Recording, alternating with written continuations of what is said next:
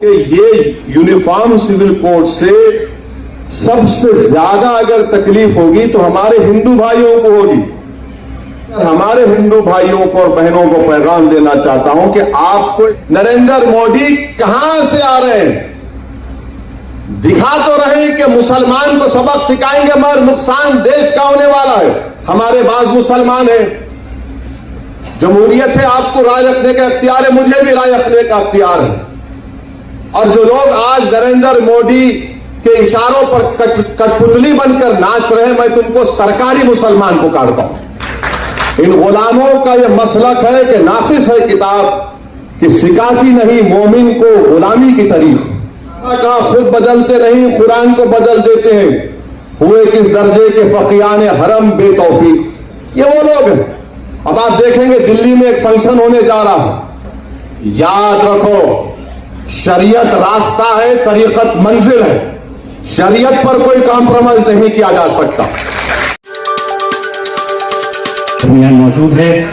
आज असदुद्दीन अवैसी अक़लियतों की आवाज़ पूरे मुल्क में बन चुकी है, बेज़बानों की ज़बान बन चुकी है। मैं नहायत अदब व एहतराम से बैरिस्टर असदुद्दीन अवैसी साहब से दरख्वास्त करता हूँ कि वो माइक पर तशरीफ लाएं। एक ग्रुप फोटो आप सभी से गुजारिश है कि प्रेस मीडिया के लिए एक ग्रुप फोटो लेना है। ये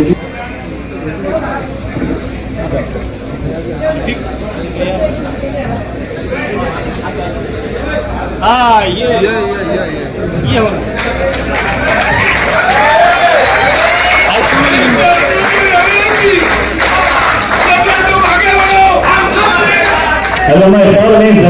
ने सुल्तान टीपू की वसीयत में कहा है कि तू रह नवर्द शौक है मंजिल न कर कबूल, तू रह नवर्द शौक है मंजिल न कर कबूल, लैला भी हम नशी हो तो महमल न कर कबूल। बातिल दुई पसंद है हक ला शरीक है, बातिल दुई पसंद है हक ला शरीक है, शिरकत मयाना हक व बातिल न कर कबूल। बैरिस्टर असदुद्दीन अवैसी साहब।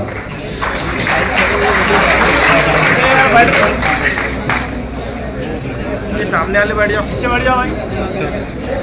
सर तो एक फर जाती है, फिर धक्का लगे पकड़ खड़े आने जाने वाले सभी यार चल रही वाले सर को। औज़ु बिल्लाहि मिनश शैतानिर रजीम, बिस्मिल्लाहिर रहमानिर रहीम। शहनशीन पर तशरीफ फरमा मजलिस इत्तेहादुल मुस्लिमीन के महाराष्ट्र के सदर वो रुकने पार्लिमान औरंगाबाद मोहतरम जनाब इम्तियाज जलील साहब, डाइस पर और मंच पर मौजूद और तशरीफ फरमा मुख्तलिफ मज़ाहिब के जिम्मेदार लोग, मेरे मजलिसी रुफ़ा मालेगांव से तशरीफ लाए रुकन असम्बली मजलिस इत्तेहादुल मुस्लिमीन हजरत मौलाना मुफ्ती इस्माइल साहब, मौजूद हाज़रीन कराम, बुजुर्गान मिल्लत, मैं सबसे पहले औरंगाबाद के मजलिस इत्तेहादुल मुस्लिमीन के तमाम जिम्मेदारों को, इम्तियाज जलील साहब, रुकन पार्लिमान को, डॉक्टर अफराद कादरी साहब को मुबारकबाद देता हूं और शुक्रिया अदा करता हूं कि आपने आज का इस इजलास का इनेकाद अमल में लाया। और इसकी अहमियत में और इजाफा इसलिए हो गया क्योंकि मुख्तलिफ समाजी और मज़ाहिब के लोग ने भी आज के इस मीटिंग में शिरकत की। मैं आप तमाम का दिल की गहराइयों से शुक्रिया अदा करता हूं। आप तमाम ने हमने पिछले 2 घंटे से तमाम अहम बातें हमने सुनी। मैं उसमें ज्यादा इजाफा नहीं कर पाऊंगा क्योंकि बहुत सी अहम बातें यहां पर रखी गई हैं। पिछले 40-50 साल से ये संघ परिवार का एजेंडा रहा है कि भारत में यकसा सिविल कोड को नाफिज किया जाए, चाहे वो जनसंघ के रूप में थे या फिर बाद में बीजेपी के रूप में सियासी रूप में आज हैं। तो ये पुराना इनका एजेंडा रहा है। मैं अपनी बात को आगे ले जाने से पहले अगर हम तारीख पर नजर डालेंगे तो तारीख में हमको ये मिलता है कि 28 अक्टूबर को 1931 को मोहनदास करमचंद गांधी ने भारत के मुसलमानों को एक तयख्खुन दिया था कि उनकी शरीयत में मुदाखलत नहीं की जाएगी। कांग्रेस ने अक्टूबर 1937 में यही बात कही। नेहरू ने अप्रैल 6, 1937 को यही बात कही। फिर 1966 17 मई को लोकसभा में जो उस वक्त के लॉ मिनिस्टर थे जनाब जीएस पाठक साहब ने यह कहा, मैं अंग्रेजी में पढ़ के तर्जुमा करूंगा कि personal laws are mixed up with religion and that we cannot coerce people to accept our views about the religion and customs.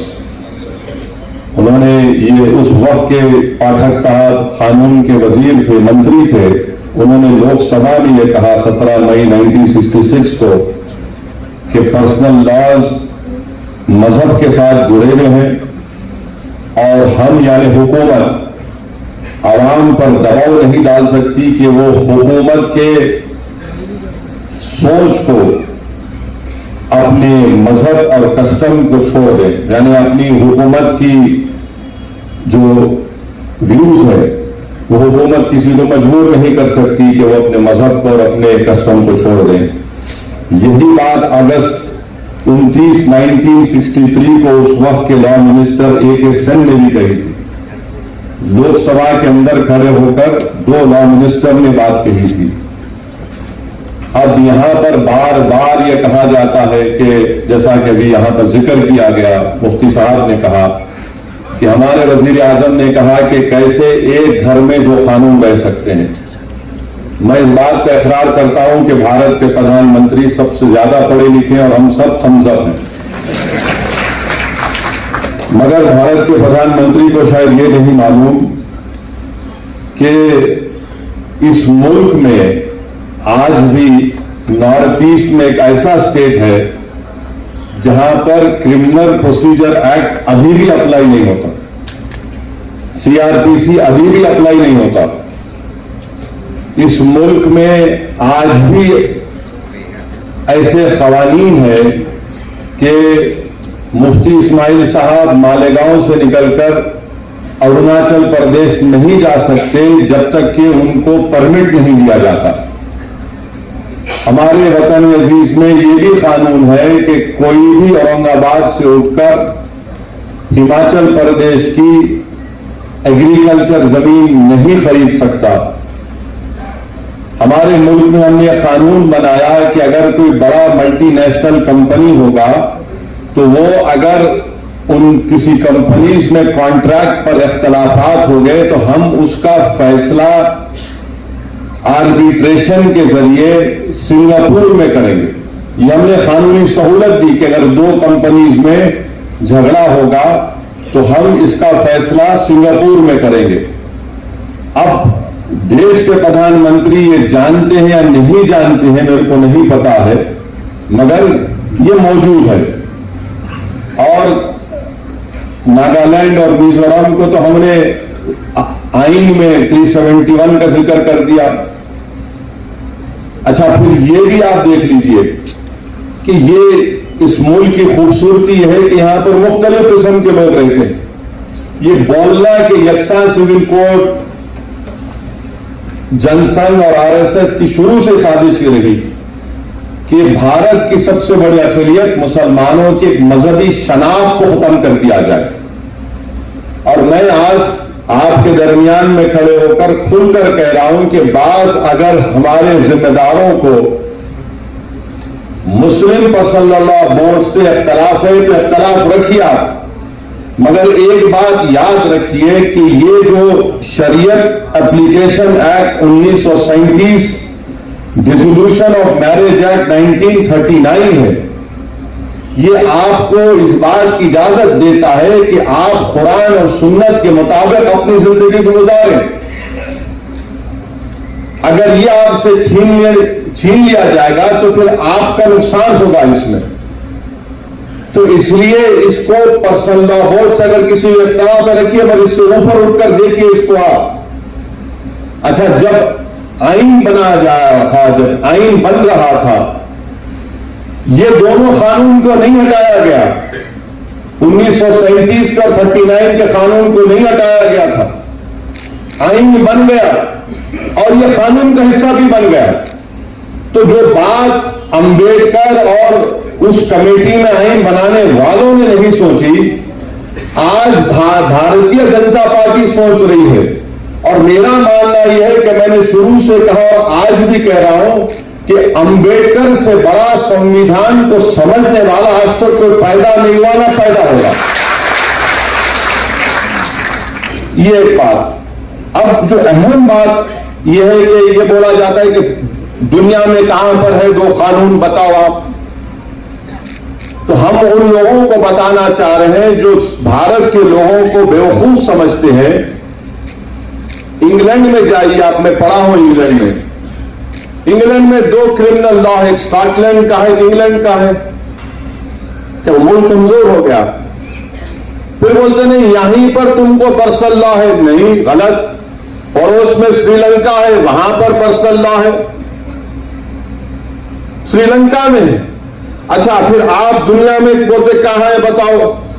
आपको जानकर हैरत होगी कि इजराइल में, इजराइल के जो इजरायली मुसलमान है, वहां के शहरी, उनको पर्सनल लॉ उनका है, उनका चलने की इजाजत है।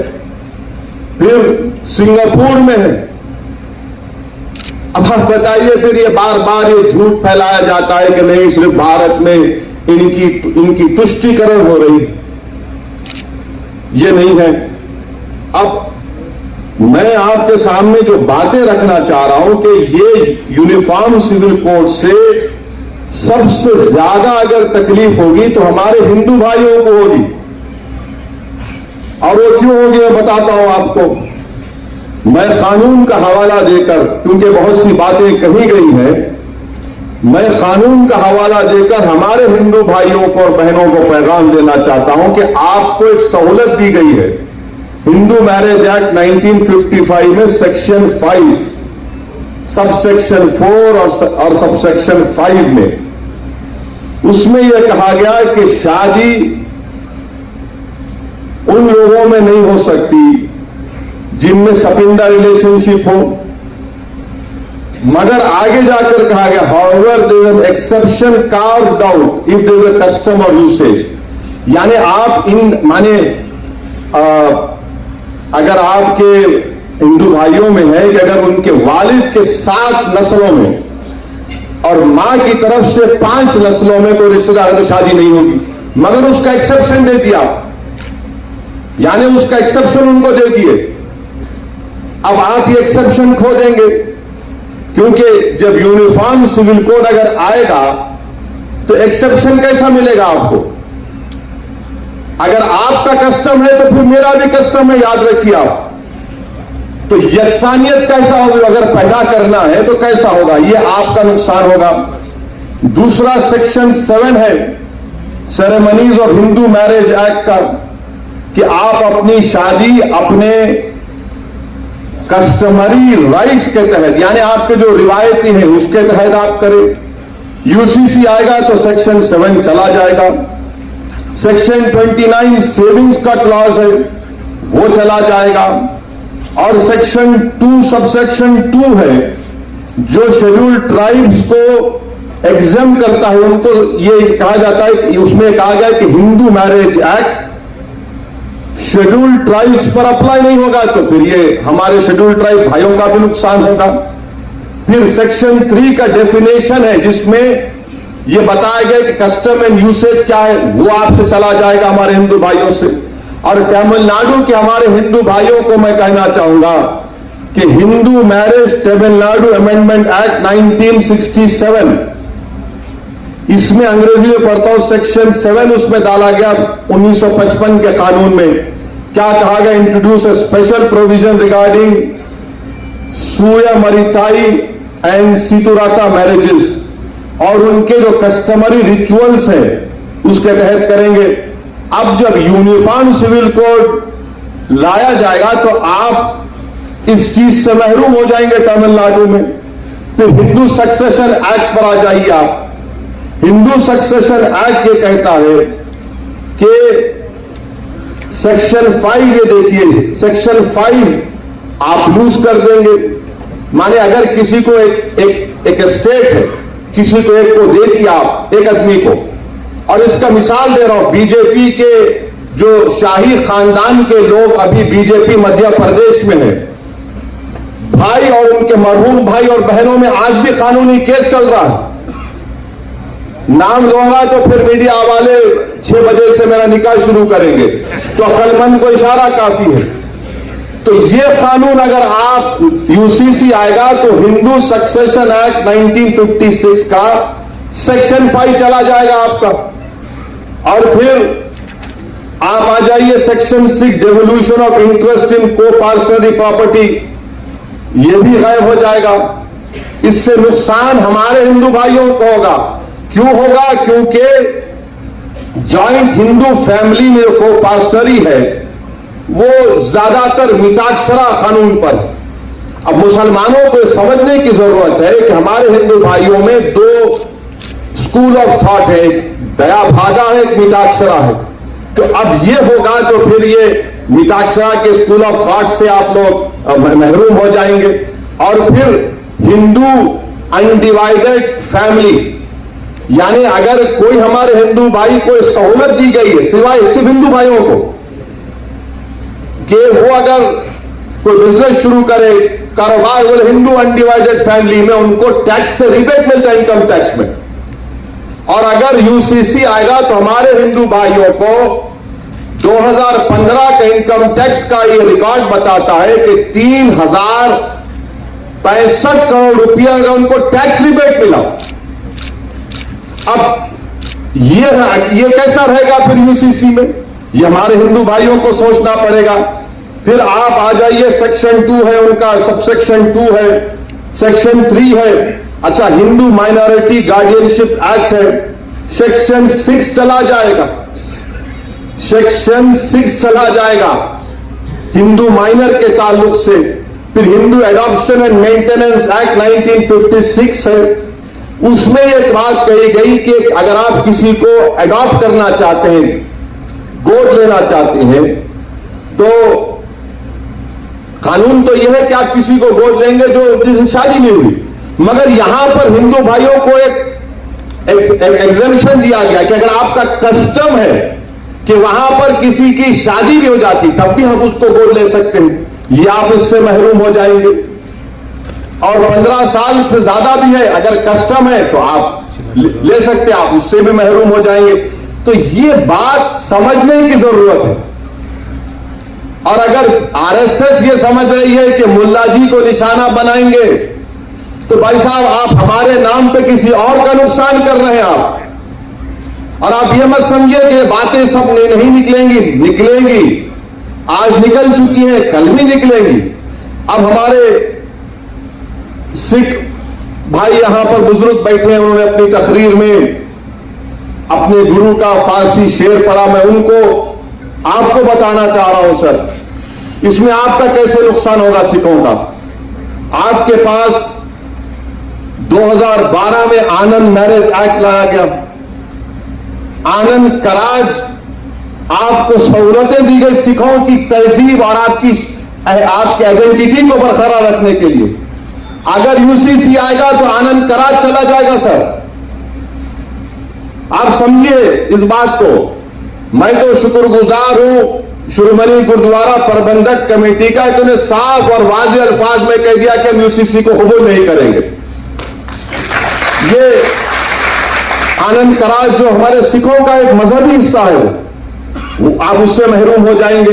अच्छा, हमारे ईसाई आज बिशप साहब बैठे हैं, मैं आप you will agree with what I am saying कि हमारे सिखों में, हमारे ईसाई भाइयों में कई डिनोमिनेशन है, बैप्टिस्ट है, रोमन कैथोलिक है, और इनके लिए क्या करेंगे फिर आप? इनके लिए कैसा करेंगे? यूसीसी आएगा तो ये सब के सब अपनी अपनी तहजीब को, अपने अपने मजहबी रसूमात से इनको महरूम कर देंगे। अच्छा, कैथोलिक चर्च में correct me sir if I am wrong, Catholic Church makes a distinction between civil and ecclesial law. It makes a difference. While the law of the land always takes precedence over ecclesial law and legal areas, the sacramentality of marriage is key to the church and the ecclesial law. For instance, the appropriate age to marry for men and women. ये हमारे ईसाई भाइयों को भी तकलीफ होगी इससे, ऐसा नहीं है कि ये करने वाले हैं। अच्छा, फिर आप दूसरा देख लीजिए। अब आप और एक बात सुनिए, मेघालय में एक अलग तरीका है जायदाद देने का। नॉर्थ ईस्ट में बास कबाइली ऐसे हैं, आदिवासी ऐसे हैं कि छोटी बेटी को बाप की जायदाद मिलती। अब इनका तो घर में कोई है ही नहीं, इनको मतलब ही नहीं, कर दो।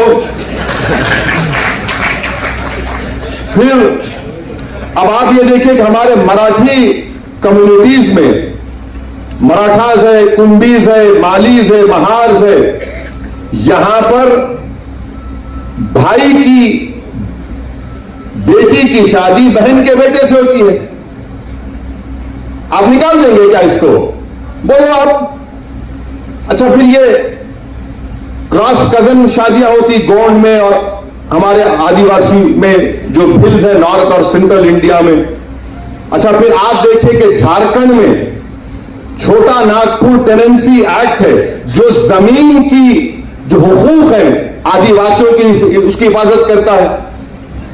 अमित शाह तो बोल रहे हैं कि नॉर्थ ईस्ट के जितने आदिवासी हैं, ट्राइब्स हैं, उनको मुस्तस्ना रखेंगे, मगर झारखंड के आदिवासियों का क्या होगा? कानून है जमीन का, छोटा नागपुर टेनेंसी एक्ट 1908 का। फिर एक और कानून है provisions of panchayat extension to scheduled areas act 1966 जो सेल्फ गवर्नेंस देता है और यह कहता है कि तुम पंचायत में सेल्फ गवर्नेंस करो और तुम्हारी जो रिवायती ग्राम सभा है, यानी फिर रिवायती यानी उनका कल्चर आ गया, उससे आप महरूम हो जाएंगे। तीसरी बात यह कि झारखंड में संताल परगानेस टेनेंसी एक्ट है 1949 जो झारखंड के संताली कबाइलियों की जमीन की हिफाजत करता, आप उससे महरूम हो जाएंगे। आपको समझना है कि नरेंद्र मोदी कहां से आ रहे हैं। दिखा तो रहे हैं कि मुसलमान को सबक सिखाएंगे, मगर नुकसान देश का होने वाला है। नुकसान देश की प्लुरलिज्म का होगा, इज्तिमाइयत का होगा। जो काम हमारे बुजुर्गों ने नहीं किया आप करने जा रहे हैं। तो इसीलिए यकसा सिविल कोड भारत के लिए ठीक नहीं है। और फिर हमारे बाज मुसलमान हैं, जमहूरियत है, आपको राय रखने का इख्तियार है, मुझे भी राय रखने का इख्तियार है। और जो लोग आज नरेंद्र मोदी के इशारों पर कठपुतली बनकर नाच रहे हैं, मैं तुमको सरकारी मुसलमान पुकारता हूं। अच्छा, बात तो खड़े होकर बोलते क्या बोल रहे हैं लोग, कहां है कुरान सुन्नत में? तो इन लोगों के लिए उलमा काफी है जवाब देने के लिए। एक शायर ने बड़ा अच्छा कहा इनके बारे में, इन गुलामों का यह मसलक है कि नाकिस है किताब। इन गुलामों का यह मसलक है कि नाकिस है किताब, कि सिखाती नहीं मोमिन को गुलामी की तरीक। ये वो लोग हैं। और किसी शायर ने एक जगह पर अच्छा कहा, खुद बदलते नहीं कुरान को बदल देते हैं, हुए किस दर्जे के फकीयान हरम बेतौफीक। ये वो लोग हैं। अब आप देखेंगे दिल्ली में एक फंक्शन होने जा रहा है, ये रंग बिरंगी कपड़े पहन के पूरे पहुंचने वाले हैं। रंग बिरंगी कपड़े, एक एक रंग का एक एक रंग जमे हुए हैं लोग, मगर इनका रंग, इनका दिल बीजेपी से मिला हुआ। वहां पहुंच के बोले जाए डरने की कोई बात ही नहीं है। मैं उन लोगों से भी बड़ी साफ तौर पर कहना चाह रहा हूं, याद रखो शरीयत रास्ता है, तरीकत मंजिल है। शरीयत पर कोई कॉम्प्रोमाइज नहीं किया जा सकता। अगर कोई अब कह रहा है कि मैं सूफिज्म को, तरीकत को मानता हूं, तो फिर जुनैद बगदादी ने रहमतुल्लाह अलैह ने क्या कहा था? कट करके जुनैद बगदादी रहमतुल्लाह अलैह ने कहा था कि सूफी वो है जो दुनिया में मर गया और अल्लाह के लिए जिंदा है दुनिया में। अब ये लोग अब दिल्ली में होने जा रहा है एक प्रोग्राम, ये सरकारी मुसलमानों का, ये पूरे बैठेंगे और कोई फिक्र की बात नहीं है। अरे तुम इतने बड़े बड़े आस्थानों से आते हो, तुम इतनी बड़े बड़े औलिया अल्लाह के आस्थानों से आते हो, अरे बादशाहों के महल वीरान हो गए, बर्बाद हो गए, मगर वो आस्थान आज भी आबाद है। क्यों आबाद है? क्योंकि वो जो लोग थे उन्होंने दुनिया को तर्क किया, अल्लाह की मोहब्बत को सामने रखा, रसूल अल्लाह सल्लल्लाहु अलैहि वसल्लम से टूट कर हर चीज से ज्यादा मोहब्बत की, क्योंकि आज दुनिया उनको याद रखती है। मगर आज दिल्ली में आप जाएंगे और आप बोलेंगे नहीं, कोई परेशानी की बात ही नहीं है, कुछ भी नहीं है। मेरे दोस्त, आपको अगर ये हुकूमत की खुशामद करना है करिए, मगर एक लाइन डालिए, एक लाइन डालिए, उससे आगे मत जाइए आप। अच्छा, और एक बात मैं आपको बताकर, क्योंकि असर का वक्त होने वाला है। हाँ बिल्कुल, आप पंच वक्ता नमाजी नजर आ रहे, माशाअल्लाह, अच्छा है, बहुत अच्छा है। बिल्कुल, मेरे लिए दुआ करना भाई, गुनाहगार हूं। दुआ यह करना कि अल्लाह जबान में और तेजाबी दे। अच्छा, ये अब मुसलमानों को निशाना बनाते, हर टीवी प्रोग्राम अब देखो यकसा सिविल कोड का होता, क्या दिखाते टीवी पे?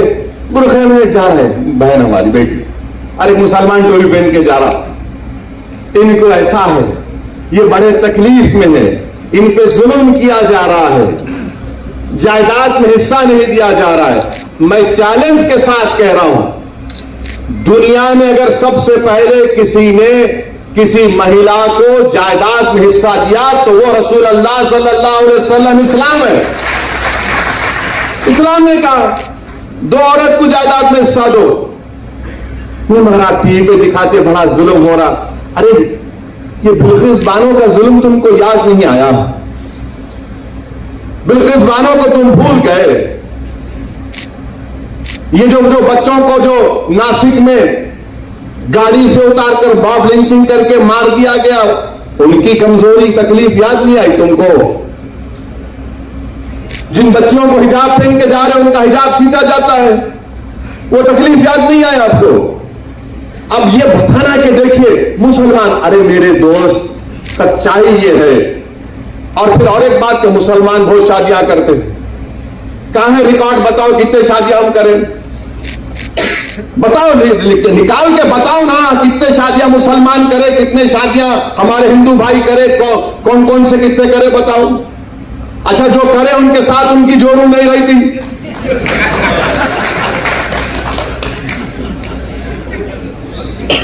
और आपको मालूम रिकॉर्ड है गवर्नमेंट ऑफ इंडिया का, ये आप उठाकर पढ़ो। आप एक अंग्रेजी अखबार है टाइम्स ऑफ इंडिया, 28 जुलाई 2022 का। हजरत गूगल पर जाइए, बहुत लोगों को शौक है आजकल रिलीजन, दीन वहां से सीख रहे, उलमाओं के पैर के पास बैठ के नहीं सीख रहे, इसलिए मनचले निकल रहे। तो 28 जुलाई 2022 का टाइम्स ऑफ इंडिया ये कहता है कि 2 बीवियां 1.9 मुसलमान में है, ये 2019 का डेटा है। हिंदू भाइयों में 1.3 है और दीगर कौमों में 1.6 है।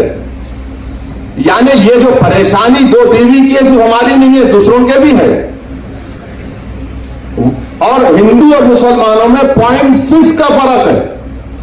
अब आप बोलेंगे कि भाई अब बताओ, फर्क बताओ, सऊदीन ओवैसी मुसलमान की दूसरी बीवी रही और दूसरों की दूसरी बीवी रही, तो क्या फर्क है? फर्क यह है कि वो मेरी बीवी है और दूसरों में बीवी नहीं है। फर्क यह है कि उसको मेंटेनेंस मिलता, फर्क यह है कि उसको अपने रहने के लिए घर मिलता, यह फर्क है। अच्छा, फिर आप बोलेंगे कि हमने मुल्क में कानून बना दिया, चाइल्ड मैरिज एक्ट बना दिया। बिल्कुल बनाया, मगर क्या यह सच नहीं है कि चाइल्ड मैरिज एक्ट में 84% चाइल्ड मैरिज होती है हमारे हिंदू भाइयों की? कानून तो आप बना दिए। अच्छा, ऊपर से और एक बात देखो आप, जब चाइल्ड मैरिज हो जाती है, मैरिज खत्म नहीं होती, वॉइड होती है, वॉइड होती है। यही तो हम बता रहे हैं। हम ये नहीं कह रहे कि मुसलमानों में कमजोरियां नहीं है, यकीनन जहेज की लानत है, जैसा सब जगह पर है। यकीनन हमारे बहनों को, बच्चों को और उठाना है, जैसा कि सब जगह पर है। मगर आपको सिर्फ इस बात की फिक्र है, आप हमारी शनाख्त को हमसे छीनना चाहते हैं, अब और कुछ नहीं है आपका। रिजर्वेशन आप नहीं देना चाहते, नहीं मजहब के नाम पे नहीं देते, मगर मजहब छीन के खुद ताकतवर बनाना चाहेंगे आप। रिजर्वेशन तो महाराष्ट्र में नहीं देंगे, नहीं मजहब के नाम पे नहीं दे सकते, मगर हम मजहब की शनाख्त छीन के तुमको ताकतवर बनाएंगे। ये कौन सी मिसाल है बताइए आप। और फिर आप ये भी देख लीजिए कि 2000 से 2019 तक फीमेल इन्फेंटिसाइड, यानी अगर किसी खातून के पेट में मालूम हो जाए कि बेटी है, तो 2000 से लेकर 2019 तक 86% बच्चियां मिसिंग हैं। यानी उत्तराखंड की जितनी आबादी है, करीब उतनी आबादी, उतने बच्चियां मिसिंग है। कौन जिम्मेदार है उसका, बोलो आप। कानून तो हम बना दिए। अच्छा, सेक्स रेशियो आप देखो मुसलमानों का दूसरे रिलीजन के साथ, सबसे अच्छा सेक्स रेशियो मुसलमानों का है। तो ये चीजें हमको आपको समझने की जरूरत है। मध्य प्रदेश में हमारे आदिवासी, शहरी आदिवासी खड़े हुए वो। अच्छा, मैं चाहूंगा कि देवेंद्र फडणवीस जरा महाराष्ट्र के ट्राइबल एरिया में जाके बात करें यूसीसी की। शिंदे चले जाएं, अब तो 3-1 हो गए, अजीत पवार भी चले जाएं। महाराष्ट्र के आदिवासी एरिया में जाके बोले हम लाएंगे, देखो क्या नतीजा निकलता वहां पे। कल छत्तीसगढ़ में जाके बोला, इलेक्शन है 3-4 महीने में। राजस्थान के कबायलियों को बोलो आप, आदिवासियों को। हम यही बताना चाह रहे हैं कि ये जो भारत की खूबसूरती जिसका जिक्र इम्तियाज जलील साहब ने किया, यही खूबसूरती है भारत की। बार बार बोलते अमेरिका में ऐसा है कि अमेरिका में, अरे अमेरिका में ये कल्चर है। अमेरिका में इतने कल 2000 से 3000 कितने कल्चर है, नहीं है। अच्छा, अमेरिका में हर स्टेट में उसका अलग कानून है, मगर फिर भी अमेरिका ताकतवर है। या उल्टा बोलते, भारत के वजीर आजम बोले कि एक मुल्क में घर में 2 कानून कैसा रहेंगे। तो ये बातें इसको समझने की जरूरत है। और अगर नहीं समझेंगे तो फिर आप मुल्क को कमजोर करना चाहते हैं। और फिर किसी एक टीवी चैनल पे बोले कि हम एक सर्वे करें, 8000 औरतों का सर्वे करें। अरे दीवाने, मुस्लिम पर्सनल लॉ बोर्ड ने 4 करोड़ 80 लाख लोगों का सर्वे ओपिनियन लेके सीडी में 21 लाख कमीशन को दिया, और तुम 8000 की बात कर रहे हो। उस 4 करोड़ 80 लाख में आधे हमारी बहनें हैं, बेटियां हैं, जिन्होंने रद्द किया कि हमको यकसा सिविल कोड नहीं चाहिए। अब आप बता रहे हैं। तो ये मकसद एक ही है कि भारत के इस खूबसूरती को हमेशा के लिए प्लुरलिज्म को खत्म करके रख दिया जाए। भारत के वजीर आजम क्या बोलते हैं कि एक भारत एक इलेक्शन, एक भारत एक टैक्स, एक भारत एक कल्चर, एक भारत एक मजहब, एक भारत एक शनाख्त। अब हद ये हो गई कि रुके नहीं, उन्होंने बोले ने एक भारत एक फर्टिलाइजर। कैसा एक फर्टिलाइजर हो सकता है मेरे बताइए आप। अरे बोले जा रहे हैं, बके जा रहा हूं जुनू में क्या क्या, और सामने बता रहे हैं मुल्ला जी को मुसलमान जो उनको हम सबक सिखा नहीं, आप सबका नुकसान करने वाले हैं।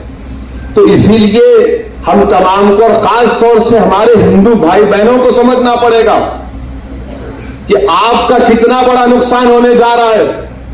130 करोड़ का देश है, यहां पर हमा किस्म के लोग हैं, हमा किस्म के रंग के लोग हैं, हमा किस्म के सोच के लोग हैं। इसीलिए तो हमारे बुजुर्गों ने तो अंग्रेजों से खिलाफ लड़ा था कि इस मुल्क को ऐसा रखेंगे हम। और मैं अपनी बात को खत्म करूंगा इस बात पर, 2 बात पर खत्म करूंगा कि जो हमारा 21वां लॉ कमीशन था, चौहान साहब ने क्या कहा था कि cultural diversity cannot be compromise to the extent that our urge for uniformity itself becomes a reason for threat to the territorial integrity of the nation. Justice Chauhan साहब जो 21वीं लॉ कमीशन के चेयरमैन थे, उन्होंने कहा कि कल्चरल जो diversity है इस मुल्क की, जो खूबसूरती है, उसको कॉम्प्रोमाइज इस हद तक नहीं किया जा सकता यूनिफॉर्मिटी के नाम पर कि ये हमारे भारत की टेरिटोरियल इंटीग्रिटी के लिए खतरा बन जाए। ये सुप्रीम कोर्ट का जज कह रहा है, बीएस चौहान साहब कह रहे हैं। और फिर बाबा साहेब अंबेडकर ने क्या कहा था? बाबा साहेब अंबेडकर ने यह कहा था, बाबा साहेब अंबेडकर ने कहा था, कब कहा था वो भी बोल रहा हूं, 2 दिसंबर 1948 को बाबा साहेब अंबेडकर ने कहा था, It is therefore quite impossible for anyone to conceive that the personal law shall be excluded from the jurisdiction of the state. Having said that, I should also like to point out that all the state is claiming in this matter is a power to legislate. और आप देखिए यहां पर बाबा साहिब ने क्या कहा, There is no obligation upon the state to do away with personal laws. यानी state के ऊपर ये कोई ऑब्लिगेशन नहीं है कि पर्सनल लॉ को हटा दे। फिर बाबा साहब आगे कहते हैं कि it is only giving a power, therefore no one need be apprehensive of the fact that if the state has the power, the state will immediately proceed to execute or enforce that power in a manner that may be found to be objectionable by the Muslims or by Christians or by other community in India. फिर बाबा साहब कहते हैं we must all remember, सबको इस बात को याद रखना है, बशमूल मुसलमानों को, माने बाबा साहब कह रहे हैं अंदर पार्लियामेंट में जब आइन बनाया जा रहा था, including members of Muslim community who spoke on this subject, that no one can, though one can appreciate their feelings very well, that sovereignty is always limited, no matter even if you assert that it is unlimited, because sovereignty in the exercise of that power must reconcile itself to the sentiments of different communities. No government can exercise its power in such a manner as to provoke the Muslim to rise in rebellion.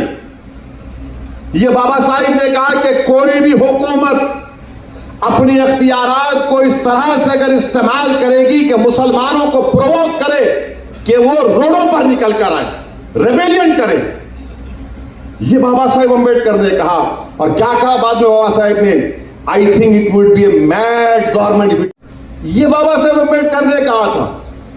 अब नरेंद्र मोदी जो बाबा साहेब अंबेडकर का नाम लेते लेते नहीं थकते, उनको पढ़ना चाहिए। ये आरएसएस वालों को जो झूठी मोहब्बत करते बाबा साहिब से,